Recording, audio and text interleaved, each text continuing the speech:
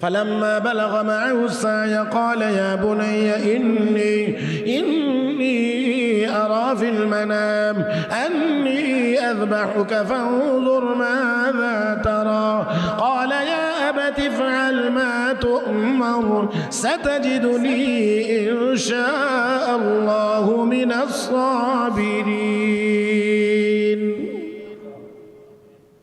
আল্লাহর পয়গম্বর ইব্রাহিম আলাইহিস সালাতু ওয়াস সালাম বলেন, হে আমার আদরের সন্তান, ইয়া বুনাইয়া, হে আমার আদরের সন্তান, ইন্নী আরা ফিল মানামি আন্নী আযবাহুক, আমি স্বপ্নে দেখেছি তোমাকে আমি জবাই করছি, হত্যা করছি, কুরবানি দিতে আসি। ফানজুর মাযা তারা, বলো তোমার কি মতামত।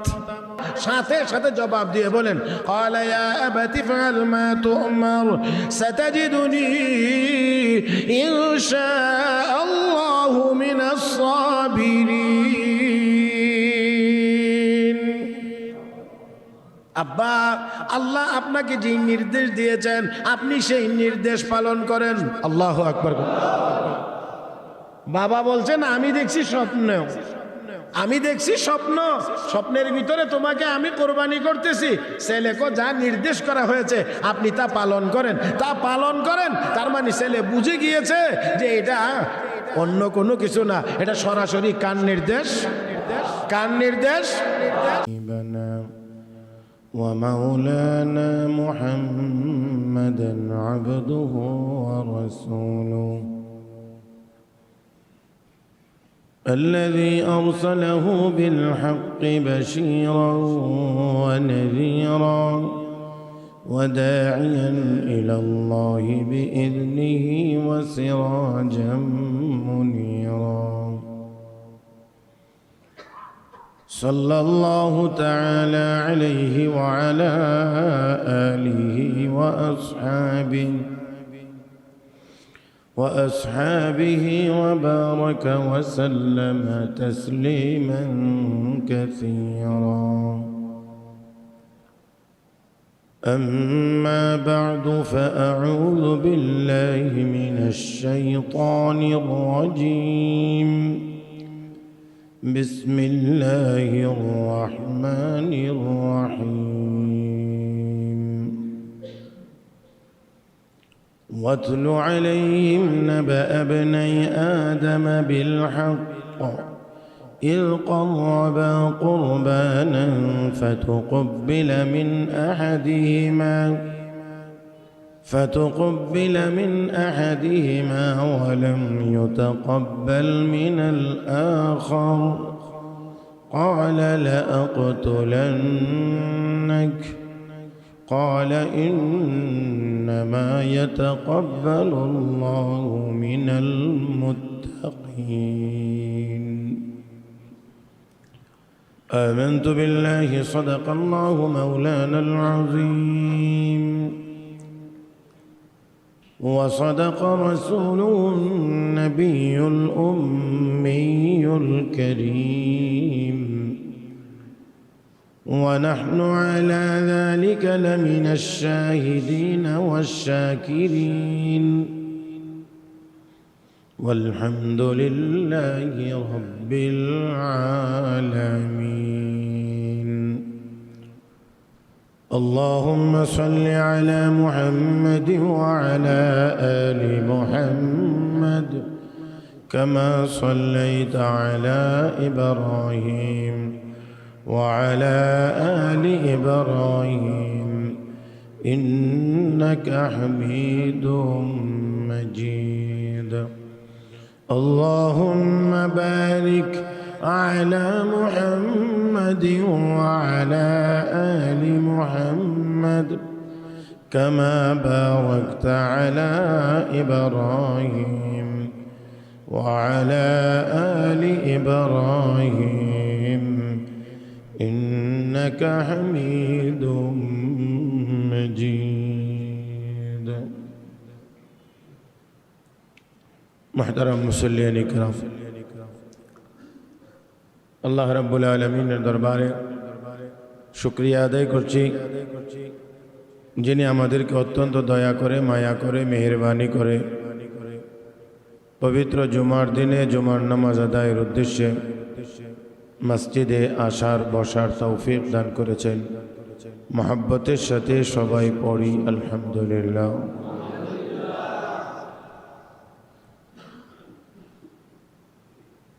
আল্লাহ রাব্বুল আলামিন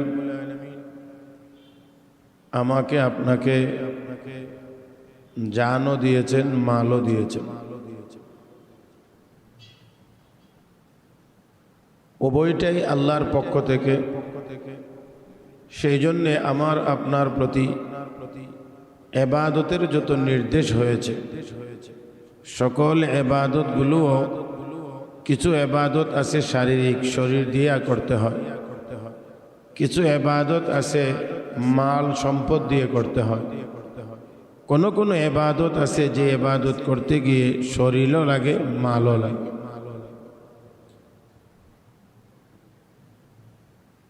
মাল দ্বারা যত এবাদত করা হয় এর মধ্যে অন্যতম একটি এবাদতের নাম হলো আল্লাহর রাস্তায় পশু জবাই করার মাধ্যমে আল্লাহর সন্তুষ্টি কামনা করা, যাকে আমরা খুব সহজভাবে কুরবানি বলে থাকি। পৃথিবীর সর্বপ্রথম মানব জাতির পিতা সৈয়দনা হযরত আদম আলাইহিস সালাতু ওয়াস সালাম, আল্লাহ রাব্বুল আলামিন ওনার মাধ্যমেই এই মানব জাতির বিস্তার এই পৃথিবীতে ঘটিয়েছে। যেহেতু আদম আলাইহিস সালাতু ওয়াস সালাম এবং হাওয়া আলাইহিস সালাম ছাড়া আর কোনো মানুষ এই পৃথিবীতে ছিল না, এজন্য আল্লাহ রাব্বুল আলামিন মা হাওয়া আলাইহিস সালামের গর্ভে এক জোড়া করে সন্তান দিতেন। একটি ছেলে হতো আর একটা মেয়ে হইত। সময়ের প্রয়োজনে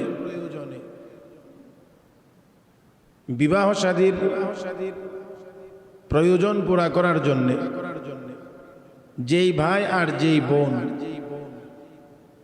একসাথে জন্মগ্রহণ করতেন তারাই আপন ভাই আর আপন বোন বলে গণ্য হতো। আগের বছর বা পরের বছরের ভাই বোন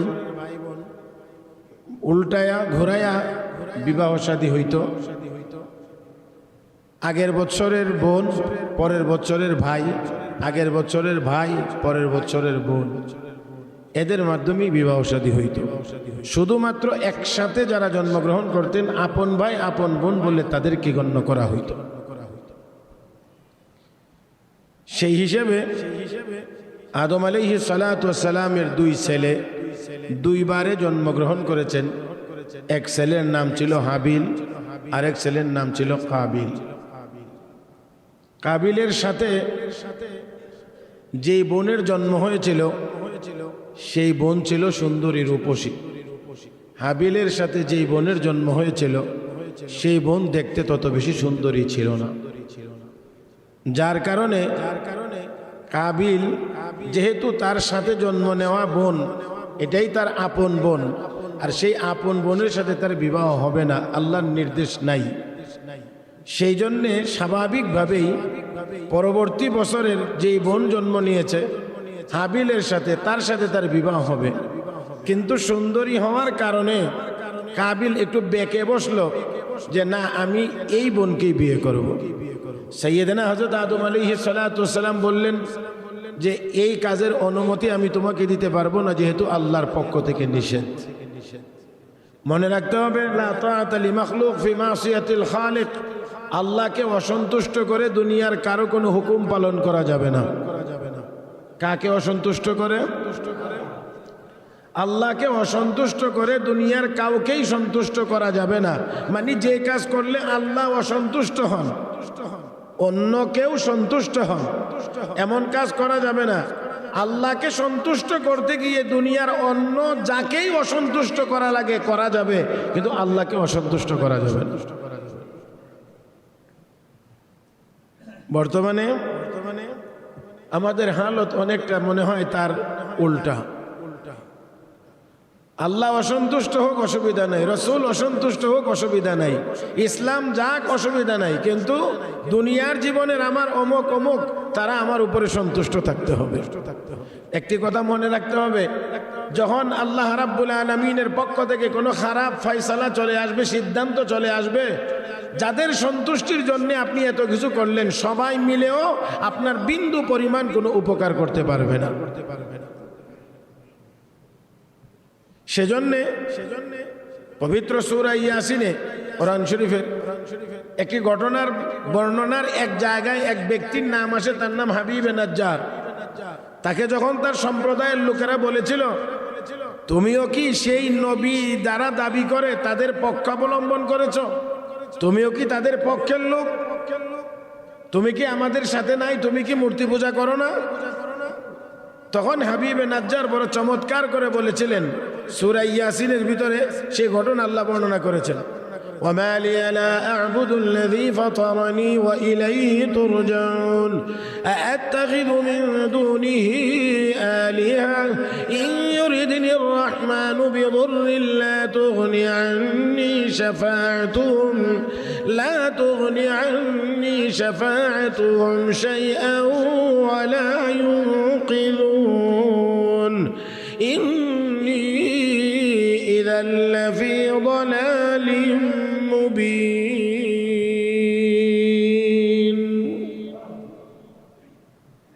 আমার কি হলো, আমি ওই রবের ইবাদত করব না যে রব আমাকে সৃষ্টি করেছেন। ওয়া ইলাইহি তুরজাউন, তার দিকেই তোমাদেরকে ফিরে যাইতে হবে। আত্তাখিযু মিন দুনিহি আলিহা, ওই আল্লাহকে বাদ দিয়ে কি আমি অনেক দেবদেবীর পূজা করব? আমি কি তাদের ইবাদত করব? ইউরিদিনির রহমানু বিদুররিন, যদি দয়াময় আল্লাহ আমার ব্যাপারে কোনো খারাপ সিদ্ধান্ত নেন, লা তুগনি আন্নি শাফাআতুহুম, তখন তাদের এই মূর্তিগুলোর সুপারিশে আমার কোনো উপকার হবে না। ওয়ালা হুম ওয়ালা ইউনকিযুন, এবং তারা আমাকে সেই খারাপ সিদ্ধান্ত থেকে বাঁচাইতেও পারবে না। লা তুগনি আন্নি শাফাআতুহুম শাইআও ওয়ালা ইউনকিযুন, তাদের সুপারিশে কোনো উপকারও হবে না, তারা আমাকে বিপদ থেকে বাঁচাইতেও পারবে না। সবাই যদি অসন্তুষ্ট হয়ে যায়, আল্লাহ যদি সন্তুষ্ট থাকেন, সবাই মিলেও তার কোনো ক্ষতি করতে পারবে না। এজন্যে আল্লাহকে অসন্তুষ্ট করা যাবে না। সাইয়েদনা আদম আলাইহিস সালাতু ওয়াস সালাম বললেন, না, আল্লাহর নির্দেশ যেভাবে তোমাকে চলতে হবে সেইভাবে। তাহলে বোঝা গেল আল্লাহর নির্দেশ মোতাবেক চললেই শান্তি পাওয়া যাবে দুনিয়াতেও আখিরাতেও। আর আল্লাহর যদি হুকুম অমান্য হয়, দুনিয়াতেও শান্তির ব্যবস্থা নাই, আখিরাতেও শান্তির ব্যবস্থা নাই। কিন্তু কাবিল বড় নাচুর বান্দা, তার কথা একটাই, আমার সাথে এই বোনকেই বিয়ে দিতে হবে। সাইয়েদনা হযরত আদম আলাইহিস সালাতু ওয়াস সালাম তিনি আবার বললেন, তাহলে এক কাজ করো, দুজনেই আল্লাহর রাস্তায় কোরবানি করো। যার কোরবানি আল্লাহর পক্ষে আল্লাহর কাছে কবুল হবে, সেই এই মেয়েকে বিয়ে করতে পারবে। এটা একটি কথা মনে রাখতে হবে, অন্যায় আবদার যা শরীয়তে নিষিদ্ধ, এমন আবেদনের ক্ষেত্রে কোনো দান তো আল্লাহর কাছে কবুল হওয়ার কথা না। আদম আলাইহিস সালাতু ওয়াস সালাম তিনি নবী, আল্লাহর নির্দেশ মোতাবেক আল্লাহর হুকুম জানায়া দিয়েছে, কিন্তু সে যখন নাচুর বান্দা, আদম আলাইহিস সালাতু ওয়াস সালাম চাইলেন তাকে এই হিকমতে, এই কৌশলে তাকে এই জায়গা থেকে সরায়া নিয়ে আসা। আদম আলাইহিস সালাম বললেন, দুজন কুরবানি করো, যার কুরবানি আল্লাহর কাছে কবুল হবে, সেই সঠিক পথে আসো, সেই বিয়ে করতে পারবে। দোনো ভাই কুরবানি আল্লাহর রাস্তায় পেশ করলেন। একজন কিছু শস্য আর একজন দিলেন পশু। বাস মাঠে নিয়ে রাখলেন। গত জুমায় বলেছিলাম যে তৎকালীন সময়ে কোরবানি কবুল হওয়ার আলামত ছিল একেবারেই স্পষ্ট।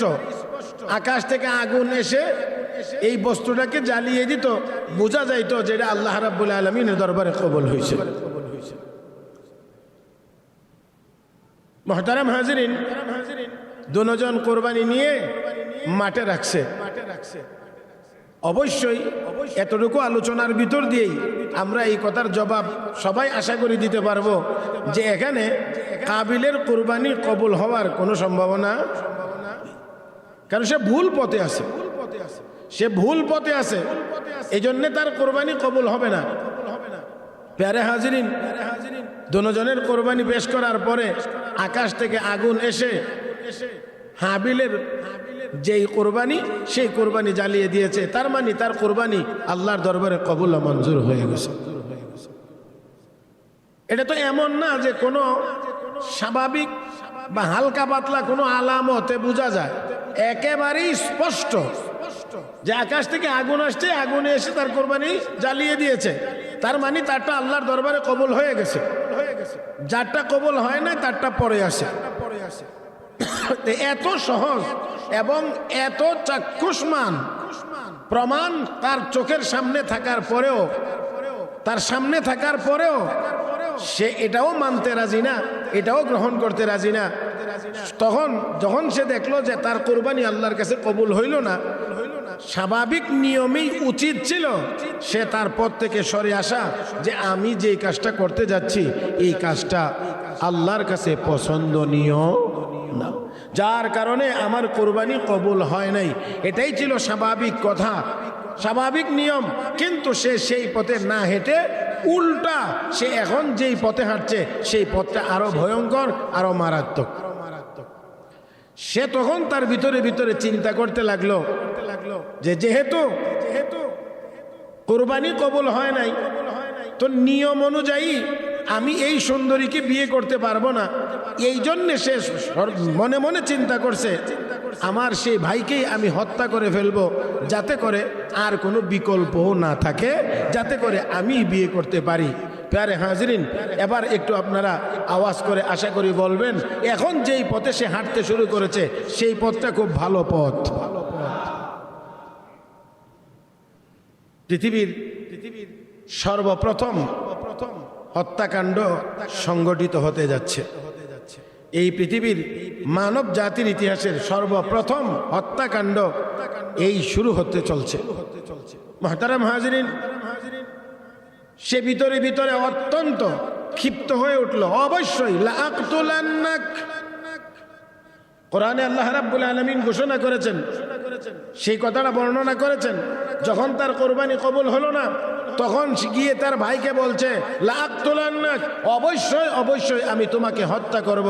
একটু আওয়াজ করে মহব্বতের সাথে বলি নাউজুবিল্লাহ। দেখেন, ঘটনার বর্ণনা দিয়ে আল্লাহ রাব্বুল আলামিন আমাদের নবীকে নির্দেশ করেছেন, আপনি আপনার উম্মতের সামনে আদমের দুই সন্তানের এই ঘটনাটা শোনায়া দেন। ওয়াতলু আলাইহিম নাবা ইবনাই আদম, আপনি আদমের দুই সন্তানের এই ঘটনাটাকে বিল হক, সঠিকভাবে আপনার সম্প্রদায়ের সামনে, আপনার উম্মতের সামনে আপনি উপস্থাপন করেন। আল্লাহ নির্দেশ দিয়েছেন, নবী এই কথাগুলো আমাদেরকে শোনাইছেন, সাহাবা একরামকে শোনাইছেন, কোরআনের এই আয়াত পৌঁছাইছেন। আজও পর্যন্ত কোরআনের এই আয়াতের বর্ণনা, এই আয়াত এখনো আছে, অবিকৃত অবস্থায় থাকবে, কখনো এই সামান্য পরিমাণ পরিবর্তন পরিমার্জন হয় নাই, কোনোদিন হবেও। আল্লাহ রাব্বুল আলামিন বলেন, واتل عليهم نبأ ابني آدم بالحق إذ قربا قربانا فتقبل من أحدهما ولم يتقبل من الآخر قال لأقتلنك قال إنما يتقبل الله من المتقين।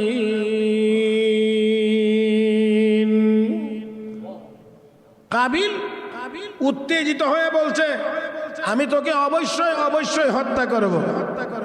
দেখেন, হত্যাকারীরা সবসময় উত্তেজিত থাকে, হত্যাকারীরা সবসময় উত্তেজিত অবস্থায় থাকে। মানে হত্যা করতে গেলে একেবারে ঠান্ডা মাথায় হত্যা করা যায় না, উত্তেজিত হয়েই করা লাগে। মুহতারাম হাজিরিন, সে বলছে আমি তোমাকে হত্যা করব। কিন্তু হাবিল ছিল অত্যন্ত ঠান্ডা মানুষ, অত্যন্ত নম্র এবং ভদ্র। প্যারে হাজিরিন, সে তার ভাইয়ের এই কথার জবাবে কত সুন্দর চমৎকার উত্তর সে দিয়েছে। রব্বে করিম বলেন, কাবিল বলছে আমি তোমাকে হত্যা করব, আর হাবিল উত্তরে বলে ইন্নামা ইয়াতাকাব্বালুল্লাহু মিনাল মুত্তাকিন। ও ভাই, তুমিও আল্লাহর রাস্তায় কুরবানি দিলা, আমিও আল্লাহর রাস্তায় কুরবানি দিলাম, তোমারটা কবুল হয় নাই, আমারটা কবুল হইছে, আমারটা কবুল হইছে। এই কথাও হাবিল না বলে অনেক সুন্দর করে আরো মার্জিত করে বলছেন ইন্নামা ইয়াতাকাব্বালুল্লাহু মিনাল মুত্তাকিন। আল্লাহ তো মুত্তাকিনদের কুরবানি কবুল করে। ইন্নামা ইয়াতাকাব্বালুল্লাহু মিনাল মুত্তাকিন, আল্লাহ খুদা ভীরু, আল্লাহ ভীরু যারা, তাদের কোরবানি আল্লাহ কবুল করেন, তাদের ইবাদত আল্লাহ কবুল করেন। তাহলে আমাদের কোরবানিও যদি কবুল হওয়া লাগে, তাহলে আমরাও তাকওয়ার পথ ধরেই কোরবানি করা লাগবে। এর মধ্যে অন্যতম একটা যে যা আলোচনা বিগত 2 জুমায় করা হয়েছে, তা হলো যে আমরা একমাত্র আল্লাহর সন্তুষ্টির জন্যই ইবাদত করব। আল্লাহ আমাদের সবাইকে তৌফিক দান করুন। এখন তার বক্তব্য হলো, হাবিল বড় সুন্দর করে উত্তর দিয়ে বলছেন ইন্নামা ইয়াতাকাব্বালুল্লাহু মিনাল মুত্তাকিন। আল্লাহ মুত্তাকিনদের আমল কবুল করেন, মুত্তাকিনদের আমল কবুল করেন। আল্লাহ আমাদেরকেও মুত্তাকিন হওয়ার তৌফিক দান করুন। আমরা যেন মুত্তাকি হতে পারি, সেই চেষ্টা যেন আমাদের মধ্যে থাকে। প্যারে হাজিরিন, তারপর হাবিল বলছে যদি তুমি আমার দিকে তোমার হত্যার হাত প্রসারিত করো, লাইম বাসাত্তা ইলাইয়া ইয়াদাকা লিতাকতুলানি, যদি তুমি তোমার হাত, হত্যার হাত আমার দিকে প্রসারিত করো, মা আনা বিবাসিতি ইয়াদিয়া ইলাইকা লিআকতুলাক, জবাবে আমি আমার হাত তোমাকে হত্যা করার জন্য বাড়াবো না। জোরে কোন আল্লাহু আকবার। তার মানে তুমি আমাকে মারতে পারো, কিন্তু আমি তোমাকে মারতে যাব না। দেখেন হাবিল এই কথা বলার পরেও তো তার মধ্যে একটু দয়া মায়া আসার কথা ছিল, কিন্তু একটি কথা মনে রাখতে হবে, হত্যাকারী যখন হত্যা করে তখন তার ভিতরে আসলে কোনো মায়া দয়া, আস্তে করেন আর একটু আস্তে করেন, হত্যাকারীরা যখন কোনো মানুষকে হত্যা করে তখন আসলে তার ভিতরে কোনো মায়া দয়া থাকলে অন্তত পক্ষে আর যা কিছুই হোক না কেন একজন মানুষকে খুন করতে পারে না, হত্যা করতে পারে না আমার ভাইয়েরা। আর অত্যন্ত নিষ্ঠুর কায়দায় আমরা হত্যাকাণ্ডের খবর পাই, শুনি, যা দেখলে বা যা শুনলে আমাদের মাথা নিচু হয়ে যায়, আমাদের লজ্জায় মাথা নিচু হয়ে যায়। অতি সম্প্রতি সারা দেশব্যাপী তুলপাড় সৃষ্টিকারী রামিসা হত্যা, কি পরিমাণ নিষ্ঠুর হলে, কি পরিমাণ মানবতাহীন হলে এত নির্দয়, এত নিষ্ঠুর ভাবে একটা মাসুম বাচ্চাকে হত্যা করা যায়। আমার মনে হয় যে এর চাইতে পশু 1000 গুণ ভালো হতে পারে। ওর চাইতে জঘন্যতম এই ব্যক্তিগুলোর চাইতে পশু অনেক ভালো হতে পারে। সেই জন্য আমরা চাই এত নিষ্ঠুরভাবে যারা মানুষ মারতে পারে অবশ্যই তাদেরকে এমনভাবে ফাঁসি কাস্টে ঝোলানো হোক যাতে করে পরবর্তীতে আর কখনোই কারো হাতে কোনো মানুষ হত্যার চিন্তা করে যেন কোনো অস্ত্র হাতে উঠতে না পারে। কিন্তু দুর্ভাগ্য আমাদের, অপরাধ যত বড় হয়, অপরাধ যতই তুলপাড় সৃষ্টি করুক, শাস্তিটা আমার মনে হয় অনেক ক্ষেত্রে সেইভাবে হয় না, যার কারণে অপরাধ দমন হচ্ছে না।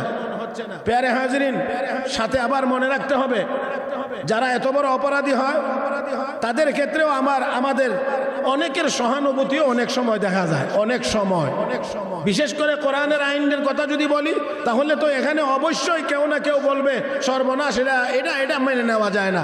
চোরের হাত কাটলে ইসলামের বিধান চোরের হাত কাটা, কিন্তু এই কথা বললে কেউ বলবে সর্বনাশ, হাত আবার কাটে কেমনে? আমার বন্ধুরা, যার কারণে কোরআনের এই বিধান অনুসরণ করা হয় না বলে হাজারো চেষ্টা করেও পৃথিবীর কোনো দেশেই আজ পর্যন্ত চুরি বন্ধ করতে পারে নাই, কোনো দেশেই পারে নাই।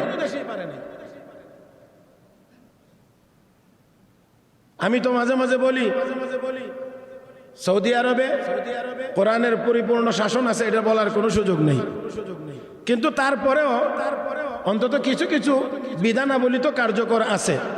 এর মধ্যে চুরিতে প্রমাণিত হলে হাত কাটার বিধান সৌদি আরবে এখনো চালু আছে, যার কারণে তারা স্বর্ণের দোকান খোলা রেখেও নামাজে যাইতে পারে। আজান হইলে আস্তে করে নামাজের জন্য চলে যায়, কেউ স্বর্ণের দোকানের ভিতরে যায় না, কোনো মানুষ না দেখলে আরো যায় না। আর আমরা মসজিদের ভিতরেও আমরা আমাদের জুতাটাও মানে নিরাপদ রাখতে পারি না। মসজিদের ভিতরেও আমাদের জুতাটা নিরাপদ রাখতে পারি না। নামাজের নিয়তের আগে জুতা হেফাজতের নিয়ত করা লাগে, কারণ জুতাটা কোন জায়গায় রাখলে নিরাপদে থাকবে এই নিয়ত ঠিক না হওয়া পর্যন্ত নামাজের নিয়ত করলে না জুতা থাকে না নামাজ থাকে। কারণ কোনো কারণে দামি জুতা যদি পিছনে পড়ে যায় আর নামাজি যদি সামনে চলে আসে তো মাশাআল্লাহ রাকাত শেষ হওয়ার পরে দ্বিতীয় রাকাতে যখন উঠে তখন এই শয়তান ভিতরে এসে খালি জায়গা জুতা যে 2 কাতার পিছনে, তুমি যে 2 কাতার সামনে, এখন নামাজ পড়ে গিয়া দেখো জুতা আছে না নাই। এই যে ভিতরে এক তসবিহ শুরু হয়েছে, জুতা আছে না নাই, জুতা আছে না নাই, জুতা আছে না নাই, এই করতে করতে নামাজের রূহ নাই। নামাজের সালাম ফিরে গিয়া দেখে পোড়া কফাইলার জুতাও নেই।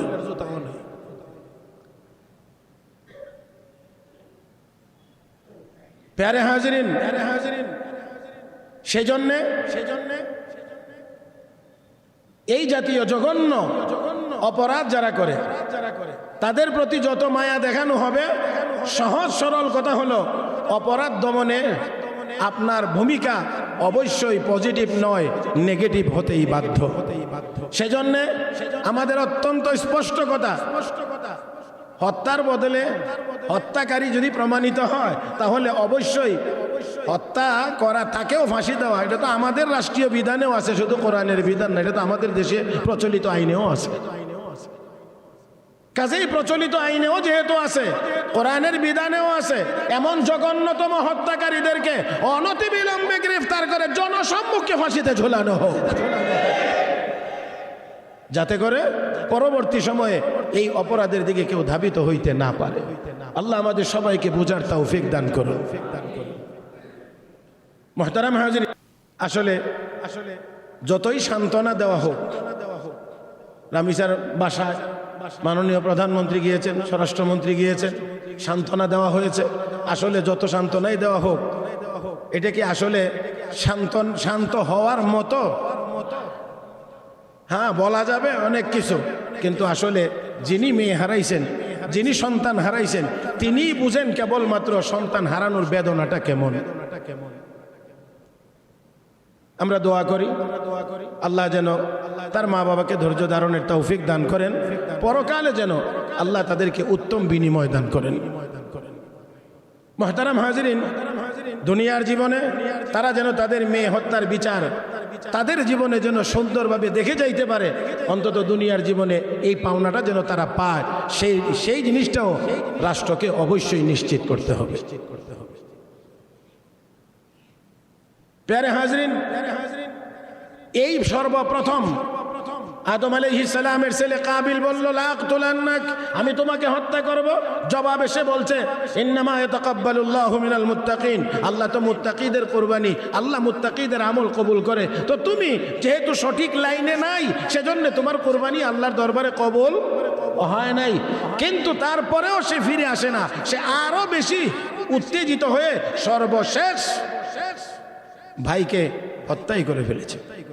নাউজুবিল্লাহ বলেন। মুহতারাম হাজিরিন, এই জন্যে সর্বপ্রথম হত্যাকারী হওয়ার কারণে কিয়ামত পর্যন্ত যত হত্যাকাণ্ড সংগঠিত হবে পৃথিবীতে অন্যায়ভাবে, এই হত্যাকারীদের হত্যার গুনাহের অংশ কাবিলের আমল নামায় জমা হইতেই থাকবে। কারণ সর্বপ্রথম এই কাজটা, এই অন্যায় কাজটা সেই চালু করেছে। প্যারে হাজরিন, এই জন্যে কত হাজার বছর আগে আদম আলাইহিস সালামের এই সন্তান দুনিয়া থেকে চলে গেছে, কিন্তু তার আমল নামায় গুনাহ যাওয়া বন্ধ নাই। কি মনে হয় আপনাদের প্রতিদিন 1-2জন মানুষই তো হত্যা হইতেছে? হ্যাঁ, কি পরিমাণ মানুষ হত্যাকাণ্ডের শিকার, যত হত্যাকাণ্ড সংগঠিত হচ্ছে, অন্যায়ভাবে যত মানুষকে হত্যা করা হচ্ছে, তাদের এই গুনাহের এক অংশ সেই কাবিলের আমল নামায় জমা হইতেই আছে। এবার চিন্তা করতে পারেন যে তার আমল নামায় কি পরিমাণ হত্যার গুনাহ জমা হয়েছে, কি পরিমাণ জমা হয়েছে। আল্লাহ আমাদেরকে হেফাজত করুন, সবাই বলি আমিন। প্যারে হাজিরিন, তো আল্লাহ রাব্বুল আলামিন নবীকে নির্দেশ দিয়ে বলেন, শোনান মানুষকে শোনান, তাদের সামনে বর্ণনা করেন। এই সর্বপ্রথম কুরবানি সেখান থেকেই শুরু। আর এই কুরবানি আস্তে আস্তে সাইয়েদেনা হযরত ইব্রাহিম আলাইহিস সালাতু ওয়াস সালাম কর্তৃক ছেলে ইসমাইল আলাইহিস সালাতু ওয়াস সালামের কুরবানির নির্দেশ আল্লাহ রাব্বুল আলামিনের পক্ষ থেকে এসেছিল যে সবচেয়ে প্রিয় বস্তু আমার রাস্তায় কুরবানি করো। সাইয়েদনা ইব্রাহিম আলাইহিস সালাম প্রথমে পশু কুরবানি করলেন, কিন্তু কোনো কুরবানি আল্লাহর কাছে কবুল হচ্ছিল না, বুঝতে পারতেছিলেন না। রব্বে করিম স্বপ্নের ভিতরে দেখায়া দিয়েছেন যে উনি ওনার নিজ হাতে ছেলে হযরত ইসমাইল আলাইহিস সালামকে কুরবানি করতে আসেন। তো নবীর স্বপ্ন ওহির অংশ, সেই হিসাবে সাইয়েদনা হযরত ইব্রাহিম আলাইহিস সালাম বুঝতে পারলেন যে আল্লাহ আমার ছেলেটাই আমার কাছে চাইতেছেন, আল্লাহ আমার ছেলেকেই চাচ্ছেন। এবার দেখেন ইব্রাহিম আলাইহিস সালাম এই পরীক্ষায়ও কেমন করে পাশ করেন। সাইয়েদনা হযরত ইব্রাহিম আলাইহিস সালাম চিন্তা করলেন, ছেলেকে জবাই করা, ছেলেকে কুরবানি দেওয়া অনেক কঠিন, এই জন্যে ছেলের সাথেও একটু আলোচনা করি যাতে করে সেও আমার সহযোগী হতে পারে। কারণ বাবা যেমন নবী, ছেলেও তো হবেন। কি পরিমাণ কঠিন পরীক্ষার সম্মুখীন। প্রায় 90 বছর বয়স ইব্রাহিম আলাইহিস সালামের, ছেলের বয়স 13-14 বছর হয়েছে। এই বৃদ্ধ বয়সে গিয়ে ইব্রাহিম আলাইহিস সালাতু ওয়াস সালাম যাওয়া এখান ছেলে আল্লাহর কাছ থেকে চেয়ে আনলেন। একটু সময় হয়েছে, যখন বাবার পাশে দাঁড়ানোর মতো হয়ে উঠছে, তখনই আল্লাহর পক্ষ থেকে নির্দেশ, এই ছেলেটাকে কুরবানি করে দাও। আল্লাহু আকবার। আল্লাহ রাব্বুল আলামিন কোরআনে কারীমে সেই কথা বর্ণনা করেছেন। ফালাম্মা বালাগা মা'আহু সা'য়া ক্বালা ইয়া বুনাইয়া ইন্নী আরা ফিল মানাম আন্নী আযবাহুকা ফানজুর মাযা তারা ক্বালা ইয়া আবাতি ইফআল মা তু'মার সাতাজিদুনি ইনশাআল্লাহু মিনাস সাবিরিন। আল্লাহর পয়গম্বর ইব্রাহিম আলাইহিস সালাতু ওয়াস সালাম বলেন, হে আমার আদরের সন্তান। দেখেন এখানে বলতে গিয়েও ইব্রাহিম আলাইহিস সালাম কত চমৎকার ভঙ্গিতে বলছেন, ইয়া বুনাইয়া, হে আমার আদরের সন্তান, ইন্নী আরা ফিল মানামি আন্নী আযবাহুক, আমি স্বপ্নে দেখেছি তোমাকে আমি জবাই করছি, হত্যা করছি, কুরবানি দিতে আসি। ফানজুর মাযা তারা, বলো তোমার কি মতামত। বাবা হয়ে সরাসরি ছেলেকে বলছে, আমি স্বপ্নে দেখছি তোমাকে কুরবানি করতে আসি, তোমার কি মতামত। আমি আর আপনি যেই ক্লাসে আছি ইমানের এই ক্লাসে থেকে, এই স্তরে থেকে, এটা আমার আপনার কাছে আর একটা স্বপ্নের মতো মনে হবে। কয় কি, যদি কোরআনে এই কথা না থাকতো তাহলে আমার মনে হয় এই কথা কোনো আলেম ওলামা বললে মনে হয় মার খাইতো। যদি কোরআনে স্পষ্ট এই কথাটা না থাকতো আর এমন কথা আলেম ওলামা কেউ বয়ানে বলতেন, তো আমার মনে হয় স্টেজেই উনি হামলার শিকার হইতেন। কিন্তু আল্লাহ কোরআনে উল্লেখ করেছেন, সরাসরি বর্ণনা দিয়েছেন। সাইয়েদনা ইব্রাহিম আলাইহিস সালাম যখন বললেন ছেলের সামনে, আমি দেখছি স্বপ্নে, দেখেন স্বপ্নে দেখছি, এই কথাটা শোনার পরে ব্যাখ্যা করারও তো কিছু সুযোগ ছিল, কিন্তু সাইয়েদনা হযরত ইসমাইল আলাইহিস সালাতু ওয়াস সালাম সাথে সাথে বাবার এই কথা শুনে বুঝে গিয়েছেন যে আমার আব্বা নবী, আর নবীর স্বপ্ন এটা অন্য দুনিয়ার সাধারণ মানুষের স্বপ্ন না। এই জন্যে নবীর স্বপ্ন মানি হলো আল্লাহর পক্ষ থেকে নির্দেশ। এই জন্য সাইয়েদনা ইসমাইল ইসমাঈল আলাইহিস সালাম সাথে সাথে জবাব দিয়ে বলেন, ক্বালা ইয়া আবাতি ফাআল মা তু'মার সাতাজিদুনি ইনশাআল্লাহু মিনাস সাবিরিন। আব্বা, আল্লাহ আপনাকে যে নির্দেশ দিয়েছেন আপনি সেই নির্দেশ পালন করেন। আল্লাহু আকবার। বাবা বলছেন, আমি দেখছি স্বপ্ন, আমি দেখছি স্বপ্ন, স্বপ্নের ভিতরে তোমাকে আমি কোরবানি করতেছি, ছেলেকে যা নির্দেশ করা হয়েছে আপনি তা পালন করেন, তা পালন করেন। তার মানে ছেলে বুঝে গিয়েছে যে এটা অন্য কোনো কিছু না, এটা সরাসরি কার নির্দেশ? কার নির্দেশ? মুহতারাম হাজিরিন, কথাগুলো অনেকটাই আমাদের জানা, কথাগুলো অনেকটাই আমাদের জানা, তারপরও আমি একটু স্মরণ করিয়ে দিচ্ছি। শুধুমাত্র এখানে ছেলে কোরবানি করা আর ছেলের কোরবানি হওয়াটাই আল্লাহ রাব্বুল আলামিনের কাছে মূল বিষয় না। আল্লাহর কাছে মূল বিষয়টা হলো সাইয়্যিদিনা ইব্রাহিম আলাইহিস সালাম আল্লাহর সন্তুষ্টির জন্য কতটা বিসর্জন দিতে প্রস্তুত সেইটা পরীক্ষা করা। কতটা প্রস্তুত, কি পরিমাণ কোরবানি করতে প্রস্তুত। তাহলে কি পরিমাণ কোরবানি করতে প্রস্তুত? ছেলেকেই কোরবানি করতে প্রস্তুত। ইব্রাহিম আলাইহিস সালাম বললেন, ছেলেও রাজি। সব কথা আমি লম্বা করে বলার অবকাশ এখানে নাই, আর দরকারও বেশি নাই। সাইয়্যিদিনা ইব্রাহিম আলাইহিস সালাতু ওয়াস সালামকে নিয়ে, ইব্রাহিম আলাইহিস সালাম হযরত ইসমাঈলকে নিয়ে রওনা করেছিলেন কোরবানি করবেন। রাস্তায় শয়তান ওয়াসওয়াসা বা কুমন্ত্রণা দেওয়ার চেষ্টা করেছিল। তিন জায়গাতেই পাথর মারছিলেন। এই জন্য আল্লাহর কাছে এমন কবুল হয়েছে যে এখনো পর্যন্ত সেই পাথর মারার বিধান চালু আছে, কিয়ামত পর্যন্ত চলতে থাকবে।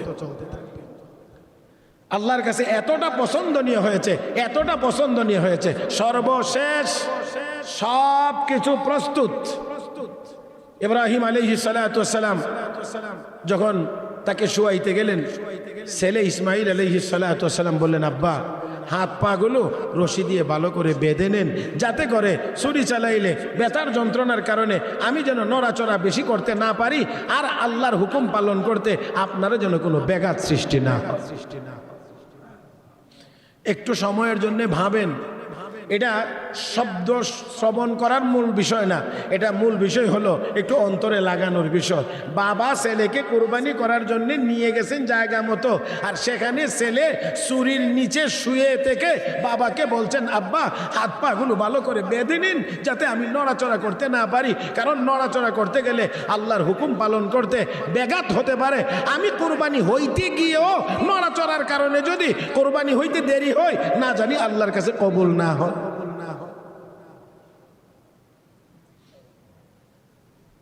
সাইয়্যিদনা হযরত ইব্রাহিম আলাইহিস সালাতু ওয়াস সালাম সব কিছু করলেন। চিৎ করায় যদি শোয়ান, স্বাভাবিকভাবেই সন্তানের চেহারায় বাবার নজর পড়বে। একটু গভীরভাবে চিন্তা করতে হবে। চিৎ করায় যদি শোয়ান, জবাই করতে গেলে নিশ্চিতভাবেই বাবার নজর সন্তানের চেহারার উপরে পড়বে।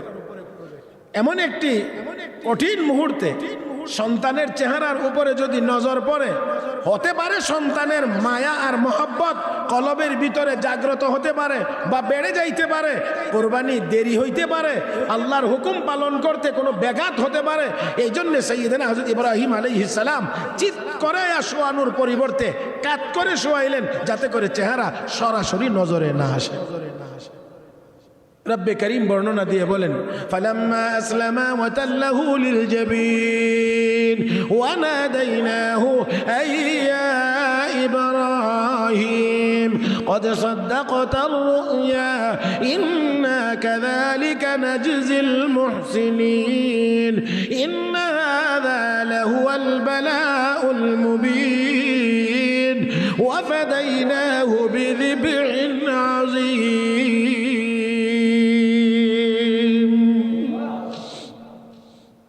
فلما أسلم وتله للجبين এই হলো কপালের এই অংশ মাটির সাথে লাগা, মানে কাত করে শোয়াইলেন, ছুরি এবার চালাইবেন। রব দেখেন নাকি দেখেন না? না আরো আসতে বলেন না, দেখেন নাকি দেখেন না? শুধু কি ছেলেকে বেঁধে কাত করে শোয়া বাবা ছুরি চালাইতেছেন এটাই দেখেন? ইব্রাহিম আলাইহিস সালাম কলবের ভিতরে আল্লাহর কতটা মহব্বত আর ভালোবাসা নিয়ে ছেলের গলায় ছুরি দিতে যাচ্ছেন, সেই ভিতরের হালতটাও আল্লাহ দেখেন।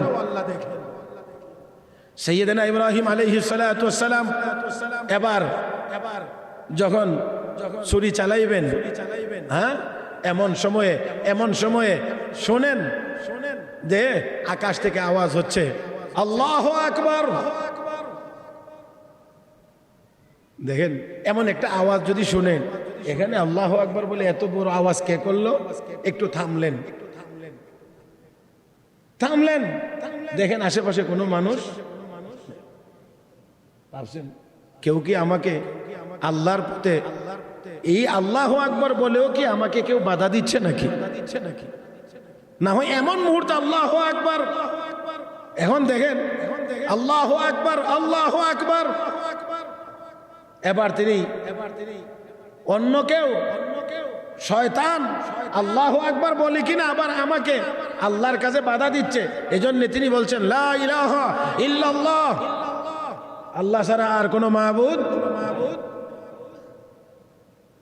এই কথা বলে আবার আল্লাহু আকবার বলে তিনি যখন ছুরি চালাইতে গেলেন, দেখেন তাকবীরে তাশরিক আমরা পড়ি না, পড়বো তো ইনশাআল্লাহ।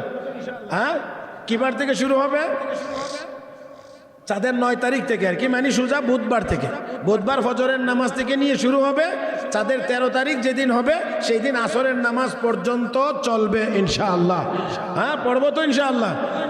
এটা আবার মুস্তাহাব মনে করলে হবে না যে পড়বো, তো পড়তেই হবে। কি পড়তেই হবে? প্রত্যেক ফরজ নামাজের পরে আল্লাহু আকবার, আল্লাহু আকবার, লা ইলাহা ইল্লাল্লাহু, আল্লাহু আকবার, আল্লাহু আকবার ওয়ালিল্লাহিল হামদ। ততক্ষণে ওই আল্লাহু আকবার আবার বলে যিনি বলছিলেন তিনি চলে আসছেন। তিনি দুনিয়ার কোনো মানুষ না, তিনি হলেন হযরত জিবরিল আলাইহিস সালাতু ওয়াস সালাম। ওই জান্নাত থেকে রব্বে কারীম কয়, ওই জিবরিল, ইব্রাহিমের যে পরীক্ষা নেওয়ার ছিল পরীক্ষায় পাশ করে ফেলেছে, তাড়াতাড়ি জান্নাতি পশু নিয়ে যা, যেখানে ইসমাইল জবাই হচ্ছে ইসমাইলকে সরায়া সেখানে পশু নিয়ে ধরো, সেখানে পশু জবাই হবে। আল্লাহ রাব্বুল আলামিনের পক্ষ থেকে জিবরাইল হাজির। এবার যখন ছুরি চালাইলেন, শেষ আল্লাহু আকবার বলে এবার পশু জবাই হয়ে গিয়েছে। আর তিনি জবাইয়ের শেষে শুকরিয়া আদায় করে বললেন ওয়ালিল্লাহিল হামদ, সকল প্রশংসা কার জন্যে? আল্লাহর জন্যে। আমার ভাইয়েরা, সাইয়েদনা ইব্রাহিম আলাইহিস সালামের জমিনের আল্লাহু আকবার আওয়াজ আর আকাশ থেকে জিবরাইলের আল্লাহু আকবার আওয়াজ মিলে এই তাকবীরে তাশরিক, যা আমাদের আমল হিসেবে আল্লাহ রাব্বুল আলামিন এখনো চালু রেখেছেন, কিয়ামত পর্যন্ত চালু থাকবে।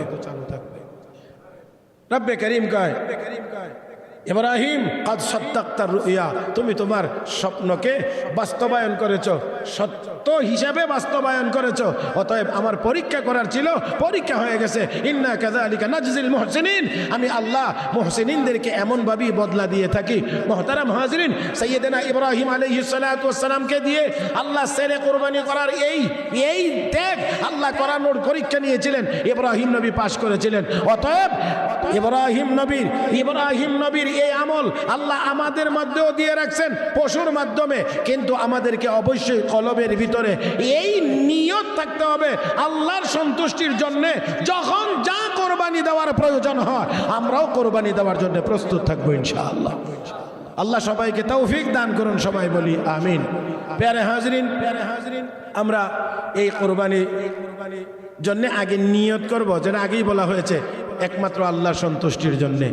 বাকি অন্যান্য মাসআলা মাসাইলগুলো আপনারা যখন যেটা জানার প্রয়োজন হবে আশা করি আপনারা অনেক জানেন এবং বাকিগুলো জেনে নেবেন ইনশাআল্লাহ। যেই মাসালার প্রয়োজন হয় জিজ্ঞেস করে জেনে নেবেন। আর বাকি আমি একটি কথা শুধু আজকে এখানে বলতে চাই, সেটা হলো কোরবানির চামড়ার বিষয়ে। চামড়া নিজে যদি কোনো কিছু করতে পারেন, শুকাইয়া টুকাইয়া কোনো কিছু, তাহলে নিজে ব্যবহার করার অনুমতি আছে। কিন্তু যদি বিক্রি করে ফেলেন তাহলে অবশ্যই এখান থেকে 1 পয়সাও নিজে অথবা কোনো ধনী মানুষকে দেওয়ার কোনো সুযোগ, নিজেও না কোনো ধনী মানুষকেও দেওয়া যাবে না। একান্তই এটা গরিব মিসকিনের হক, তাদেরকেই দিয়ে দিতে হবে। প্যারে হাজরিন, সেজন্যে এই কোরবানির চামড়া গরিবের হক দিয়ে দিবেন। সেই সাথে যদি কোনো মাদ্রাসা, যে মাদ্রাসাগুলোতে গরিব অসহায় ছাত্ররা আছে তাদেরকে যদি দেওয়া যায় তাহলে অবশ্যই একদিক থেকে দেওয়ার হক আদায় হবে, অপর দিক থেকে দ্বীনি ইলম, ওহীর ইলম, কোরআন সুন্নাহর ইলমের বিকাশে এটা একটি বড় সহায়ক ভূমিকা পালন করা হবে। মহতারাম হাজরিন, সেজন্যে আমি আপনাদেরকে আগেও গত বছরও অনুরোধ করেছিলাম, আজকেও আবার স্মরণ করিয়ে দিচ্ছি। আমি আপনাদের নগণ্য খাদেম, একেবারেই আপনাদের নিকট কাছেই মানিকনগর জামিয়া ইসলামিয়া জহিরুদ্দিন আহমদ মাদ্রাসা, এই মাদ্রাসা আমি আলহামদুলিল্লাহ বিগত 5 বছর যাবৎ বুখারী শরীফের একটি অংশ আমি আলহামদুলিল্লাহ পড়াইতে আছি। বিগত 5 বছর যাবৎ শুকরিয়া আল্লাহর দরবারে যে আপনাদের একজন নগণ্য খাদেম হিসেবে এতটুকু বড় খেদমত আল্লাহ আমাকে দিয়ে নিচ্ছেন, আর এই সুযোগটা মাদ্রাসাওয়ালারা করে দিয়েছে। আসলে সেজন্যে মাদ্রাসার জন্য তেমন অর্থনৈতিক কোনো সহযোগিতা আমার পক্ষে খুব বেশি একটা করার সম্ভব হয় না। বাকি কোরবানির সময়ে আমি আপনাদেরকে অনুরোধ করেছি, গত বছর আলহামদুলিল্লাহ আপনারা যথেষ্ট পরিমাণ সাড়া দিয়েছেন। এবছরও আমি আপনাদের কাছে মাদ্রাসার পক্ষ থেকে অনুরোধ করলাম, চামড়াগুলো ছোট হোক বড় হোক এগুলি যদি ওইখানে দিয়ে দেন, একসাথে বিক্রি করলে মোটামুটি মাদ্রাসার কিছুটা উপকার হয়। আমি আশাবাদী যে আপনারা এতটুকু খেদমত ইনশাআল্লাহ এই মাদ্রাসার গরিব অসহায় ছাত্রদের জন্য করবেন। এটা কোনো ব্যক্তির জন্য না, কোনো ধনীদের জন্যও না। আর এখানে আমি তো এই অনুরোধ করলাম, ইনশাআল্লাহ আপনাদের অনেকের সাথেই কথা হয়েছে, হবে। আর আমার পক্ষ থেকে, মাদ্রাসার পক্ষ থেকে ইনশাআল্লাহ ছাত্র উস্তাদ থাকবে, আর আমাদের মাওলানা নাইম হিসাবে ইনশাআল্লাহ থাকবে। আশা করি আপনারা একটু সহযোগিতা অবশ্যই মাদ্রাসার গরিব অসহায় ছাত্রদের জন্য করবেন। আল্লাহ সবাইকে তৌফিক দান করুন। আমিন ইয়া রাব্বাল আলামিন ওয়া আখিরু দাওয়ানা আনিল হামদুলিল্লাহি।